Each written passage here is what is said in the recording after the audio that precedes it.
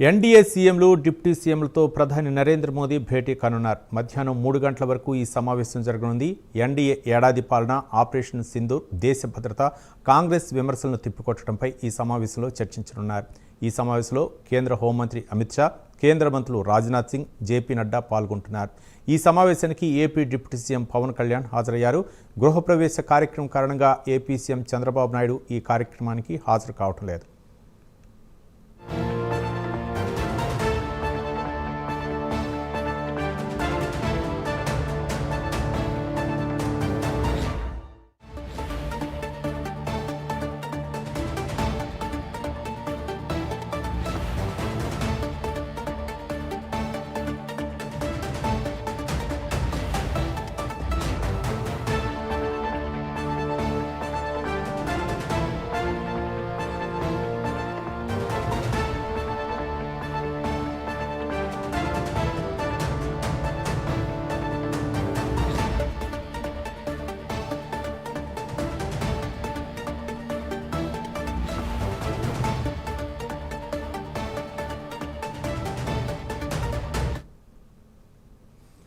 ప్రధాని నరేంద్ర మోదీ అధ్యక్షతన ఎన్డీఏ కీలక నేతలతో సమావేశం జరుగుతుంది. ఈరోజు మధ్యాహ్నం 3 గంటల వరకు ఈ సమావేశం జరగనుంది. ఇక ఎన్డీఏ పాలిత రాష్ట్రాల ముఖ్యమంత్రులు అలాగే డిప్యూటీ ముఖ్యమంత్రుల సమావేశం జరుగుతుంది. ఈ సమావేశానికి ఆంధ్రప్రదేశ్ డిప్యూటీ సీఎం పవన్ కళ్యాణ్ హాజరయ్యారు.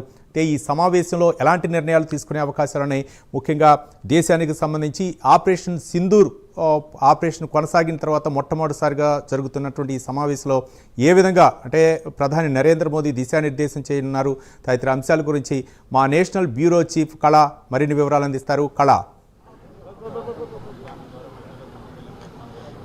రవి, దాదాపు కొద్దిసేపట్లో 9 గంటలకు ఏదైతే ఎన్డీఏ సమావేశం ప్రారంభమవుతుందో అశోక హోటల్ వేదికగా అయితే ఇప్పుడు మనం ప్రస్తుతం అశోక హోటల్ దగ్గర ఉన్నాము. ఒక్కొక్కరుగా కూడా అన్ని రాష్ట్రాలకు సంబంధించినటువంటి ముఖ్యమంత్రులందరూ కూడా వస్తున్నటువంటి దృశ్యాలను మనం చూడొచ్చు.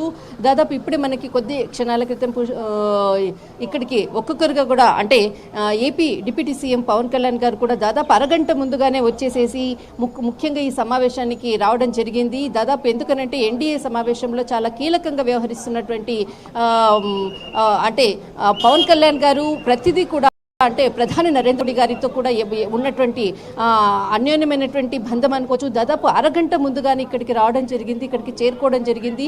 ఒక్కొక్కరుగా రవి ఇప్పుడు మనకి దాదాపు ముఖ్యమంత్రులందరూ కూడా వస్తున్నారు. వారికి సాదర స్వాగతం పలుకుతున్నటువంటి మనకి ద్వారం ఇక్కడ కూడా మనకి అశోక హోటల్ వేదికగా జరుగుతున్నటువంటి దృశ్యాలను మనం చూడవచ్చు.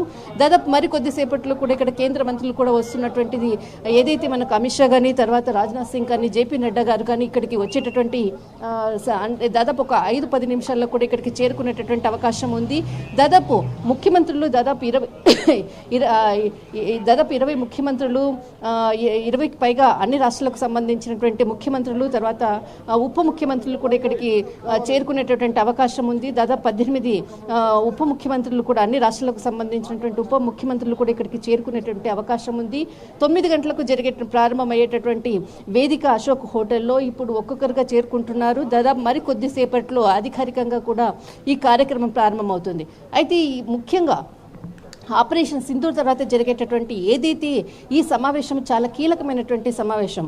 దేశ భద్రతే ముఖ్యంగా కూడా ఎజెండాతో కూడా ఇక్కడ ఈ సమావేశం జరుగుతుంది. దాదాపు ఆపరేషన్ సింధూర్ విజయోత్సవాన్ని మాత్రం పురస్కరించుకొని ఈ ఎన్డీఏ సమావేశంలో చాలా కీలకమైనటువంటి అంశాలను కూడా ప్రస్తావించేటటువంటి అవకాశం ఉంది.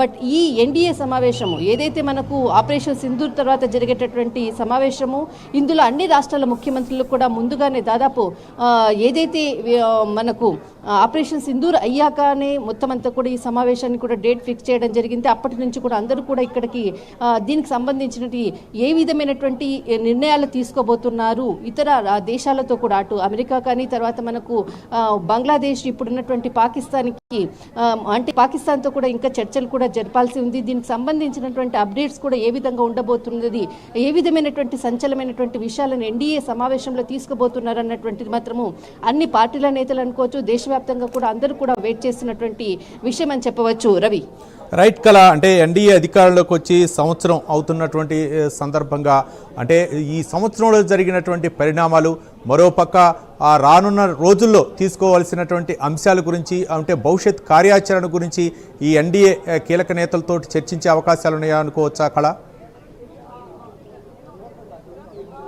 ఖచ్చితంగా రవి, ఏదైతే మనకు బీహార్ ఎన్నికల ఎలక్షన్స్ ముఖ్యంగా అంటే జరగబోతున్నాయి కమింగ్, అంటే వచ్చేటటువంటి ఇతర రాష్ట్రాల్లో జరిగేటటువంటి ఎలక్షన్స్ ఒక భాగం అనుకోవచ్చు. తర్వాత ఆపరేషన్ సింధూర్ సక్సెస్ అని ఒకటి అనుకోవచ్చు. తర్వాత కులగణనకి సంబంధించినటువంటిది దాదాపు కొన్ని రోజుల క్రితమే బీజేపీ ప్రభుత్వం కూడా ప్రకటించింది. కులగణన ఈ అంశాలను కూడా అన్ని రాష్ట్ర ముఖ్యమంత్రులతో కూడా చర్చించేటటువంటి అవకాశం ఉంది. ఎందుకంటే కులగణన ప్రకటించిన తర్వాత ఏదైతే అన్ని రాష్ట్ర ముఖ్యమంత్రులు ఈ సమావేశంలో మొట్టమొదటిసారిగా కూడా సమావేశం అవుతున్నారు, ఈ అంశాలను కూడా ప్రస్తావించేటటువంటి అవకాశం ఉంది.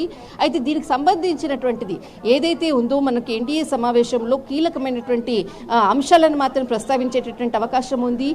ఇతర రాష్ట్రాల్లో జరిగేటటువంటి ఎలక్షన్స్కి సంబంధించినటువంటి అంశాలు అనుకోవచ్చు. ఆ అంశాలకు ఇప్పటి వరకు అంటే ఏ విధంగా వ్యూహరచనతో ముందుకెళ్ళాలి, అటు మహారాష్ట్ర ఎన్నికలు అనుకోవచ్చు, తర్వాత జమ్మూ కాశ్మీర్ ఎన్నికలు అనుకోవచ్చు, హర్యానా ఎలక్షన్స్ అనుకోవచ్చు.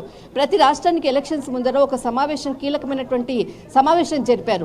అందులో భాగంగానే ఇప్పుడు కమింగ్ ఏదైతే రాష్ట్రాల్లో జరిగేటటువంటి ఎలక్షన్స్ కూడా ఒక కీలకంగా, బీహార్ కూడా కమింగ్ మనకి వస్తున్నటువంటి అంటే ముందు కూడా ఎలక్షన్స్ ఉండబోతున్నాయి. బీహార్లో ఏ విధంగా వ్యూహరచనతో వెళ్ళాలి అన్నటువంటిది అన్ని పార్టీల సలహా సూచనలతో కూడా ముందుకెళ్లేటటువంటి అవకాశం కూడా ఉంది. ఇందులో ప్రత్యేకంగా కూడా చర్చించేటటువంటి అవకాశం కూడా ఉంది.